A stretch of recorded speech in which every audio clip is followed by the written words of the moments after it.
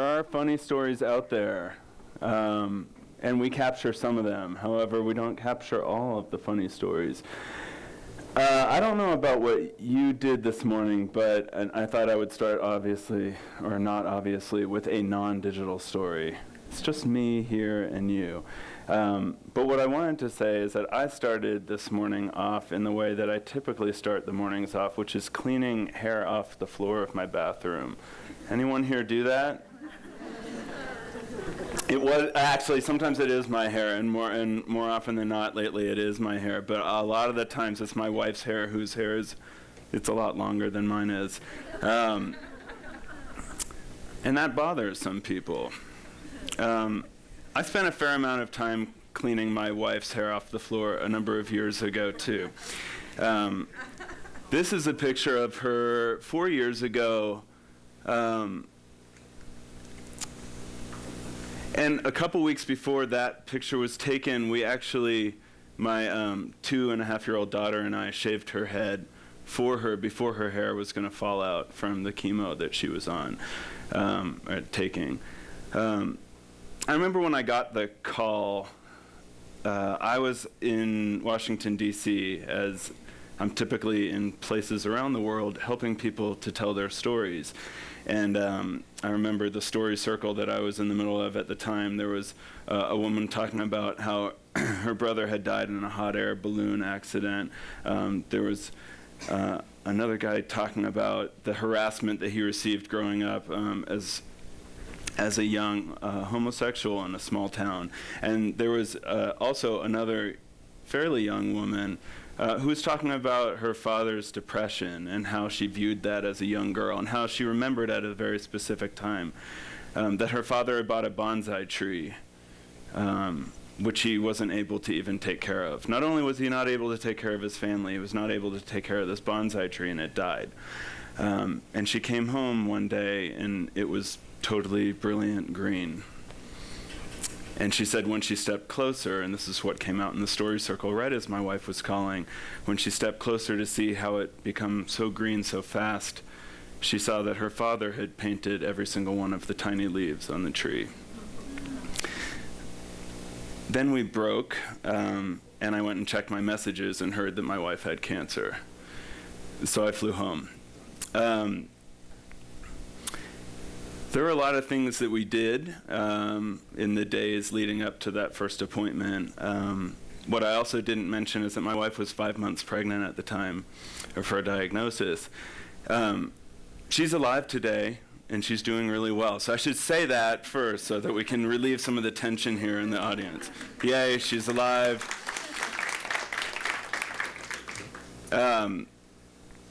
I could have saved that for the end, but I'm not going to do that to you. She's alive. And it was great, but there were a lot of not great days leading up to where we are today. And one of those not great days was the day when she came out of the tube, and it was the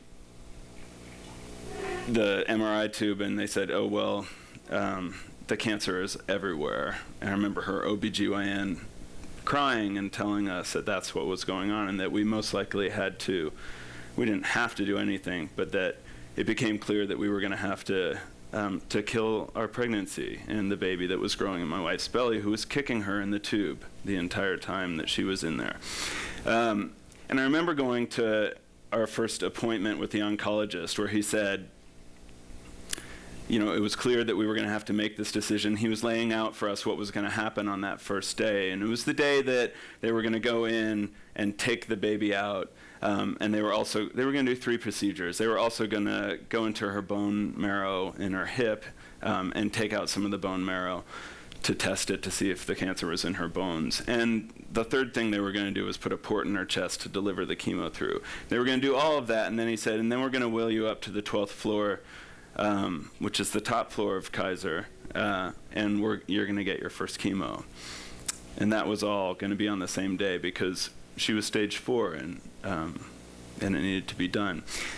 And he said another thing. He said, and I'm sorry to tell you this, and I should mention that this is a very new doctor. He was straight out of med school, really new oncologist, total hotshot, had this massive fellowship. and was pretty cool. He was a pretty cool guy, I'll say it. And he said, I should tell you I'm not going to be there on that day. And I said, well, why not? And he said, well, I'm going to be on vacation. I'm really sorry. And I said, well, where are you going? Which is a ridiculous question, but of course, I didn't really want to talk about anything about what was going on, and to tell you the truth, I probably wanted to go with him wherever it was that he was going. I just wanted to talk about something else, so I said, where are you going? And he said, well, I'm really just not going anywhere, I'm just hanging out with my family. I said, okay, and we left it at that. My wife went from stage 4 into remission in about 5 weeks, which is insane and incredible and monstrous good luck. Monstrous good luck. And I remember, though, she still went through the whole protocol of all the chemo, and 6 months later, we had a fundraiser to raise money for cancer awareness.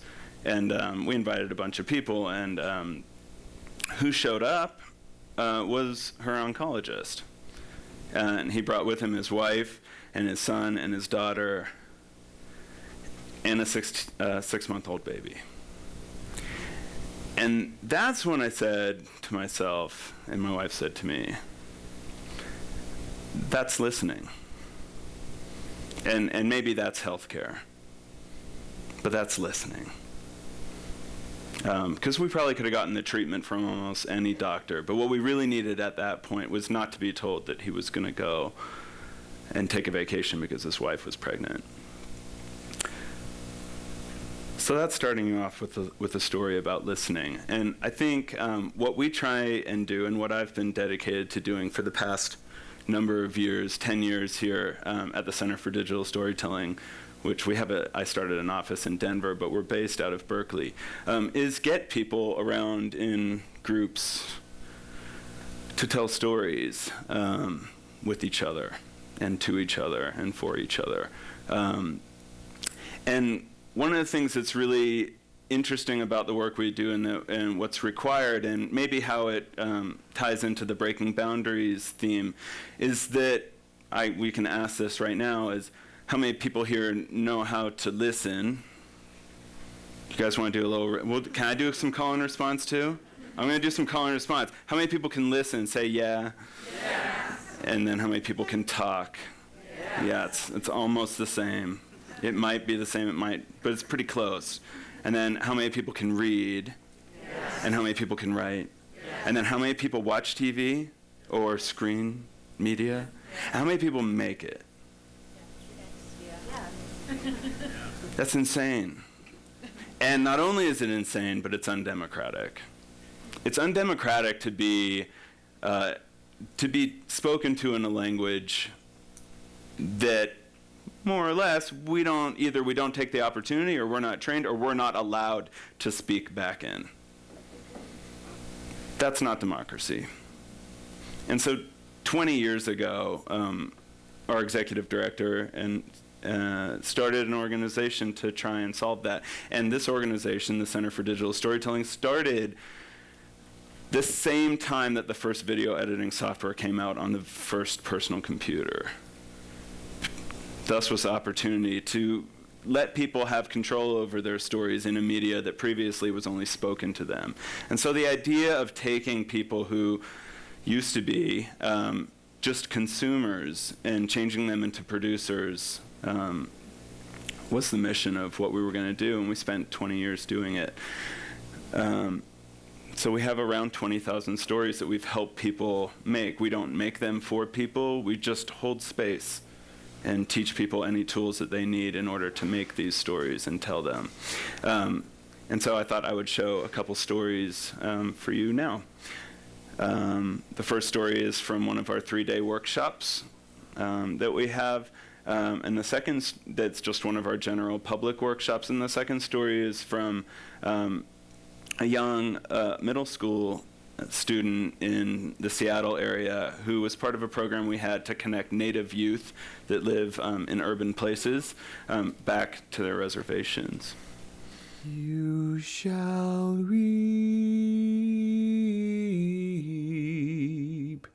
just what you sow,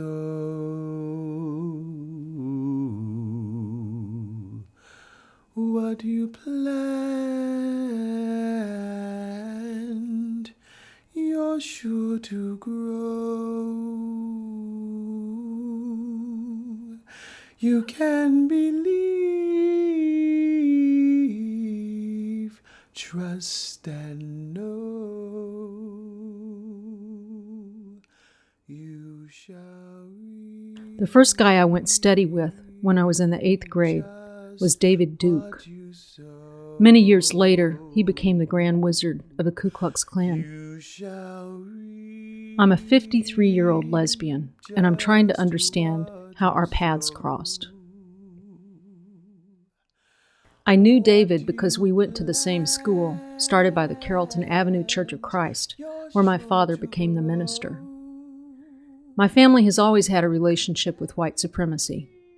But these weren't the family stories we shared at holiday dinners. Most of this history had been lost or conveniently forgotten.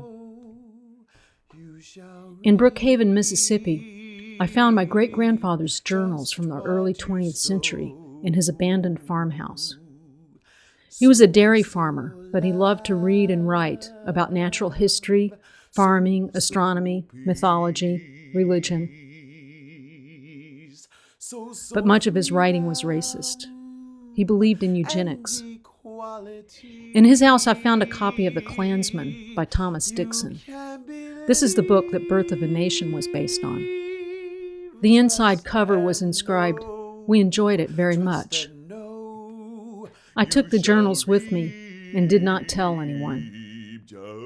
I found a letter from another great-grandfather in which he described attending a huge march of the Ku Klux Klan in Washington, D.C. in 1925. The Klan paid his way because he was a Baptist preacher. He wrote to my grandfather that the Klan had given him the trip of his life. I took that letter too. I've taken lots of things. I guess it's evidence of an alternate family history, my real family history. Somewhere along this journey, I attended a Wednesday night service at my old church. It's now an integrated inner-city church. I met the current minister and some of the members there. I met Mrs. Green. She has a praline business. I ordered a box of her pralines and sent them to my dad. You can believe, trust and know. You shall reap just what you sow.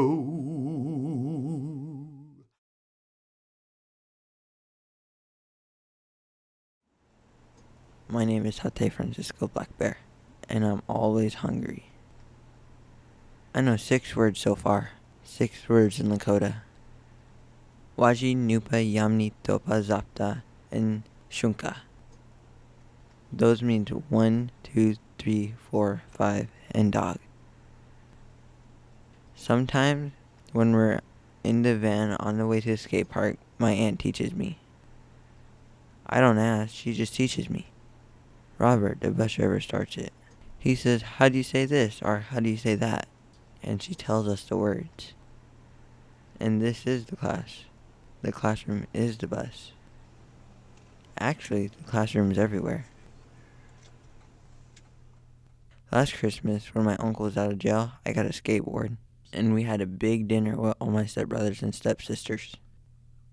My mom and my grandma made pudding out of berries I picked with my stepsister. 22 pounds. 22 pounds of berries. It's sweet and nasty and you gotta have more of it. I'm always hungry. Wajapi, I say. And my aunt says that means berry pudding in Lakota. I didn't even know. Out of everything it could have meant. That's 7. 7 words. Robert asked me what my last name is. Black Bear, I say. And what do bears eat when they're hungry? Salmon, I say. What if there is no salmon, he asks. Berries, I say. The classroom is everywhere.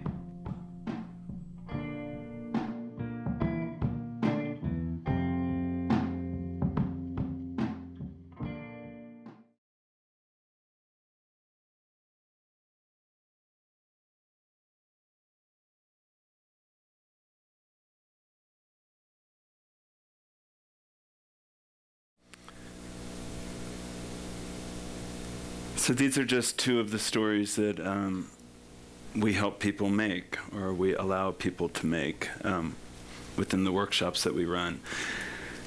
What I would say as a closer is just that something that Christina Baldwin said, which is that it takes language to remember, but it takes stories to heal. And typically, people don't know the stories that they're going to tell until they come in and bounce them off other people, which is what we encourage and enforce that they do. My wife's hair is down to her butt now, and I clean it off the floor almost every day. I don't mind it at all.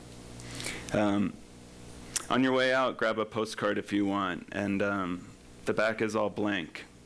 But we encourage you that in a group or just by yourself to write down the story that only you can tell. We think it would be a worthwhile process. Thanks for having us.